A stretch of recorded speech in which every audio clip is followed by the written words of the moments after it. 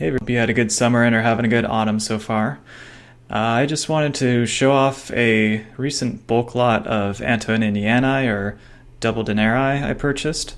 These are mostly Gordian the Thirds, but a few other emperors as well. And within the Gordians, there's a nice variety. A lot of nice XF, choice XF coins, and a few VFs as well, but quite a number of different reverse design types, including one that is not in RIC. First up here is a Mars God of War reverse, Mars Propugnatori, or Mars Conqueror. We have Mars there with his spear and his shield. You can even see the rivets on the shield. Great detail by the engraver there. And this is a Gordian the Third. He is wearing a crown, what we call a radiate crown, with those pointed top things. And that's kind of the defining characteristic of the Antoninianus. The emperor always wears a crown, as opposed to the denarius, where he's typically either bareheaded or wearing a laurel wreath. Here is another Gordian. Very nice, clean surfaces, nice detail in the hair as well. Gordian is the most plentiful source of double denarii coins. And here is a Hercules reverse. That's Hercules holding a club or resting on a club there. Virtuti Augusti. And Gordian is the most common provider of these double denarii. Not too expensive. You can get these even choice XF examples for less than 100 or so. And here is Gordian's successor, Philip the First, or Philip the Arab, nicknamed thus because of his ethnicity. And we have Salus, the god of safety, health, and well-being on the reverse side, typically depicted with a snake. Here she is feeding a snake from a patera, a little vessel, as the snake coils up from a basket. And here's a coin I was find in the lot. This is a Antoninianus of Gordian that is not in RIC. RIC being Roman imperial coinage, kind of the standard identification, the reference guide for Roman imperial coins. And it's pretty rare for a coin to not be in that reference guide, as it's been updated and revised from the 1920s up until the present. This coin features a legend that is not in RIC. It's Oriens AVGN, Oriens Augusti Noster, the N standing for Noster or R. So it's saying basically R. Augustus's sun is rising, or the rising sun. And that's Sol on the reverse side, Sol being the god of the sun. I did a quick search in AC Search, which is this online database of auction listings, and there are only 2 other coins I could find with that specific reverse legend, so a very scarce and rare coin. Here's another Antoninianus produced in Antioch. The last one was produced in Antioch as well, Antioch being a city that's in the eastern half of the empire in modern-day Syria now. You can tell these coins apart from the coins that were produced at the Rome Mint because the eyes of the emperors are a little bit more stylized, along with the facial features in general. They're often heavier as well. Here's a side-by-side comparison. So we have the Antioch coins on the left and Rome Mint coins on the right. As you see lots of these Antoniniani coins, you'll get a sense just looking at them, which are the Antioch coins versus which are the Rome coins. The Antioch coins are a little bit scarcer, but still pretty easy to find. They go for a little bit of a premium over the Rome coins, though. Here's a coin of Trajan Decius, or Decius. Very nice choice XF condition here. Check out the engraving on the hair. A lot of luster as well.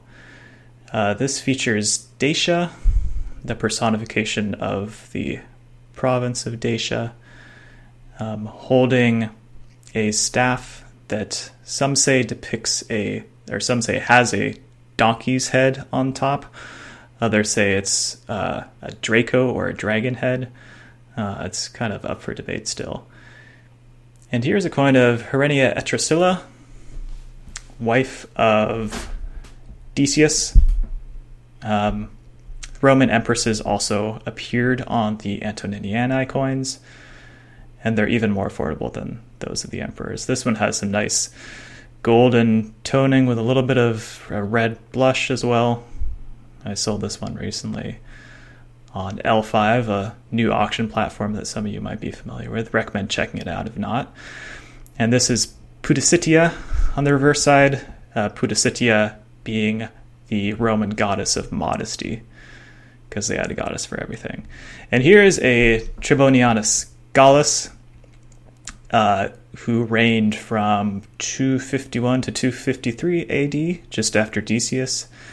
This coin is in fantastic condition for being one of Trebonianus Gallus. By the time of his reign, most of his coins were very poor quality silver, and they didn't even really look that silver to begin with. They looked much more like Bilon, which they were, which is a low purity silver alloy.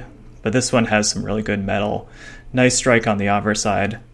Very weak reverse, just because the dies were used well past when they should have been for the reverse side. So you often have these really muddy reverses, but I think the obverse makes up for it.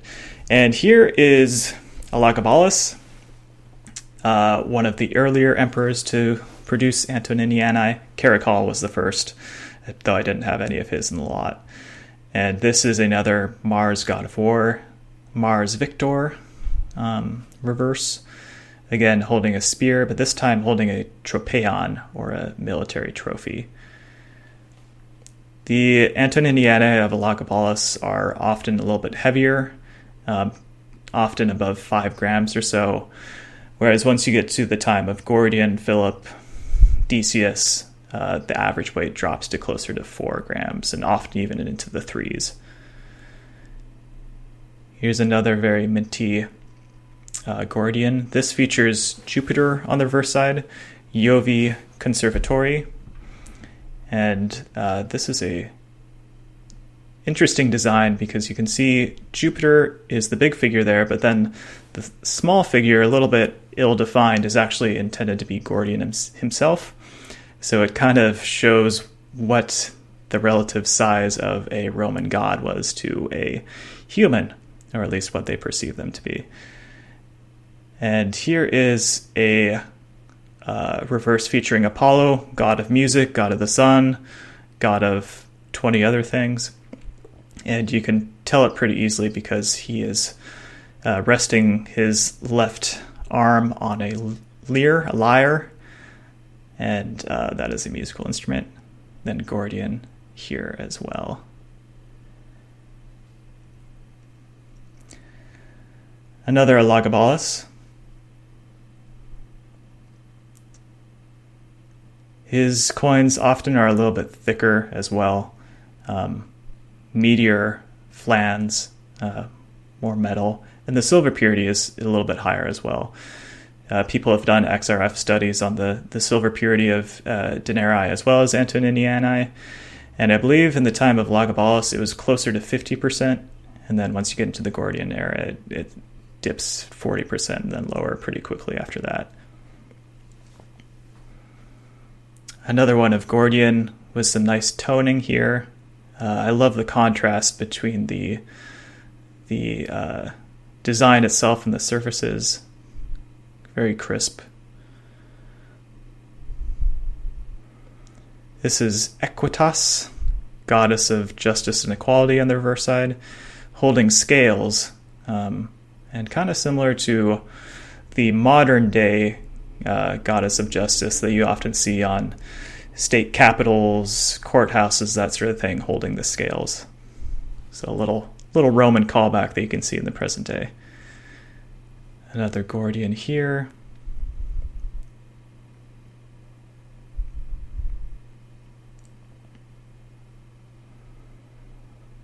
Nice and lustrous.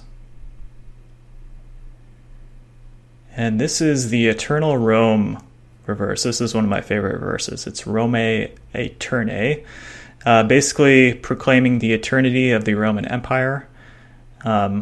which would, to be fair, last another 200 years or so in the West, but not necessarily eternal. But they tried. Anyway, thanks so much for watching. Hope you enjoyed the video. I'll be trying, I know I probably say this every video, but I'm going to try to pump out some more videos recently. I have a lot of new coins I've purchased, so please stay tuned and feel free to leave a comment or a question if you have any. Thanks.